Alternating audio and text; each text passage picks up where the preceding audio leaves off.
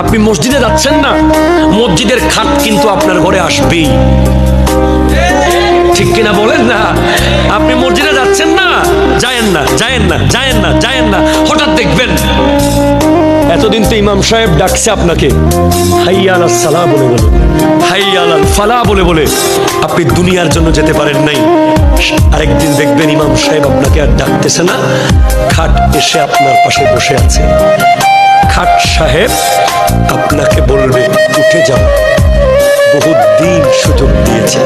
হে আল্লাহ, এই যে আমি এত কষ্ট করে এখন ভিডিওটা বানিয়ে আপলোড দিলাম, আর এখন যে হালায় আমার এই ভিডিওটা দেখেও ভিডিওটা একটা লাইক আর আইডিটা ফলো না করবে, আল্লাহ সে হালার জানি জীবনে বিয়ে না হয়, আর সালাই জানি সারা জীবন সিঙ্গেলই থাকে।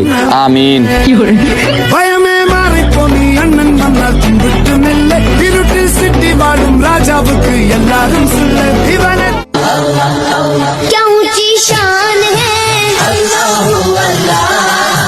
ইসলাম ধর্ম পেয়ে যারা খুশি একমাত্র তারাই বলি আলহামদুলিল্লাহ।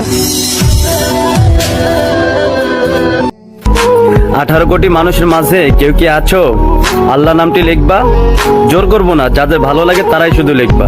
কাবা তাকালেই গুনামা, তাকালেই নূর আসে, মুখ করে বসলেই সেখান থেকে রহমত আসতে থাকে। এই জন্য কোন অবস্থায় কোন মোমেন যেন কাবাকে পিছনের দিকে দিয়ে না বসে। কাবার দিকে ছেপ ফেললে পর্যন্ত রাসূল বলছেন কিয়ামতের ময়দানে তার কপালের মধ্যখানে ওই ছেপ। কাবা শরীফে দেখে ধাক্কা মারার মতন ক্ষমতা আমাদের মুসলমানদের নাই। মাশাআল্লাহ, সুবহানাল্লাহ। আপনি যদি শেয়ার করতে না পারেন, ভিডিওতে একটা লাইক দিয়ে দেবেন এবং কমেন্ট বক্সে আমিন লিখে যাবেন। জান্নাতের পাথর থেকে যারা ভিডিওটা শেয়ার করেছে তাদের প্রত্যেকটা মনের আশা পূরণ হয়েছে। ভাই তোমরা আগে ভিডিওটা দেখো। আল্লাহ জান্নাতি পাথর দেখে যে একটা শেয়ার করবে তার মনের আশা তুমি পূর্ণ করে দিও। তো কি আমার মুসলিম ভাইয়েরা, তোমরা কি পারো না এই জান্নাতের পাথরটা থেকে একটা শেয়ার করে দিতে?